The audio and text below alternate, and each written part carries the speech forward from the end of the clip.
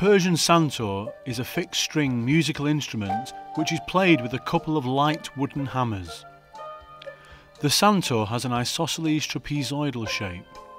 Its overall shape, tuning design and playing methods are similar to the American hammered dulcimer and East Indian santour.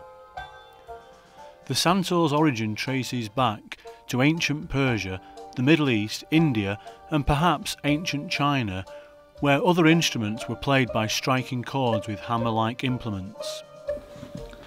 So this is the actual instrument, this is the body of instrument, and this is the soundboard.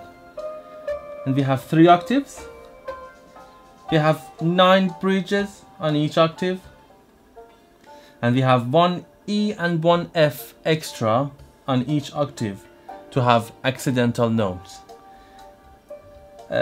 So as I said before, each 4 string has the same pitch, and we can actually tune it in different scales, but as soon as we tune the santour and tune it in one scale, we can change it. Actually, we can change it by moving the bridges, but it's not a common thing to do.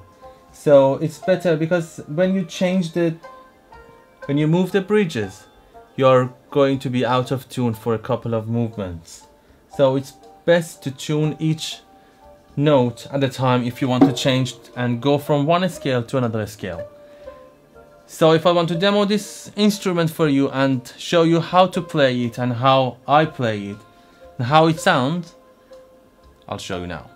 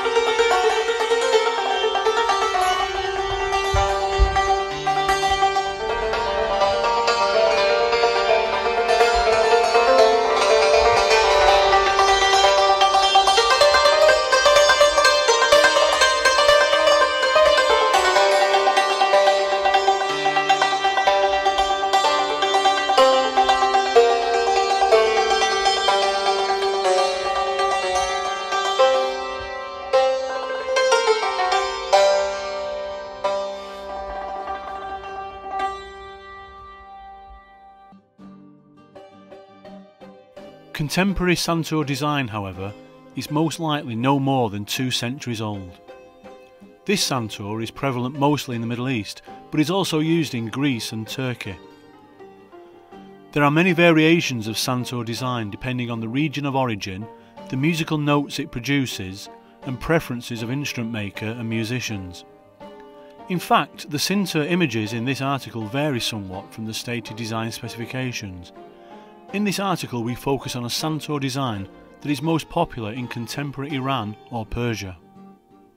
Has similarities in many ways to other instruments. The swan mandel, the Indian instrument, the Indian harp is similar, although the Indian harp is more of a drone instrument which plays underneath the melody, whereas the santour is a melody instrument. But it's interesting to note that against the other subcontinent of Indian music, that it only plays in certain keys, and the size of the body dictates the pitch that the key range or the pitch that it can play in. So the smaller it is, the higher the pitch it would be. And in many ways, like a piano, there's 4 strings playing in unison, all tuned together. It was interesting to watch. It's again, like a lot of these instruments, they sometimes appear easy to play, but they are mastered over a lifetime. It's like a drum in many ways. I can imagine if you can play percussion, then you'd be good on the santour, because it's hitting. It's like a piano. It's like hitting things rather than strumming. Well, a great sounding instrument. It's very interesting to fuse it with a Western kind of background and how they just kind of lock together subconsciously. The Santour is mainly used in playing traditional music of Persia. Persian and generally Middle Eastern music has much more complex nuances than could be discussed here.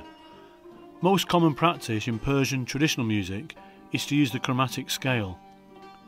Tones similar to quarter tones are also used routinely. A quarter tone is equal to 50 cents or 2 Pythagorean commas. The scale of Persian music is not fixed on the same 12 notes.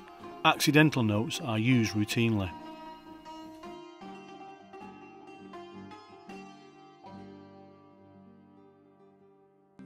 And it was quite easy to kind of play a Western background and fit that instrument on top, and the language you have in common, even though it is music. And a lot of these scales that Farshid was using, they are extensions or modifications of the Western major scale or chromatic scale. So the notes in there that as a Western musician you wouldn't use, but as a musician from the subcontinent you do use them. And if you don't use them, it doesn't sound like it comes from that place. But kind of that improvisation was quite. With both backgrounds, the background is still music, and I think if you understand that, then it's quite easy to put them together. You know, hip-hop music uses a lot of Eastern scales, uses the Hindu scale a lot to give it that kind of texture, that kind of feel, for want of a word. So it's used an awful lot in Western popular music, and in, you know, a different sound. You know, the great George Harrison from the Beatles brought those instruments in because he wanted a different sound. You know, that was in a nutshell. He wanted to put into a Western pop song instruments that had never played them before, and then expected the people who had been brought up with their culture to adapt to a Western way. Fascinating journey, really. So, you know, that was great innovation, amazing innovation, in fairness. Persian traditional music differs from its contemporary rhythmic counterpart in that it is melodic, mostly slow and very structured. Singing in the traditional Persian music to the ears of Westerners is an enchanting blend of yodeling and Western opera. Traditional Persians are passionate about poetry. The traditional music lyrics, though lacking opera-like storyline, is poetry-based and somewhat similar in lyric tone to that of American blues music. If you notice, we are just striking the string with a hammer with a piece of cloth on top of it. So it's like doing something exactly the same as the piano, but we have these scales and the piano has the full scales. So if I want to show you the piano, the inside the piano is the same thing. If I want to tell you how, this is the inside, so we have the hammers inside the piano and these are the strings. So actually when we hit the note, we are pushing the hammer towards the string and see how it sounds. But we can have chord here. Actually, we don't have a chord on Santour. And we have the same structure. So if we want to tune the piano in different scale, we can do it, but it's not common. And this is it.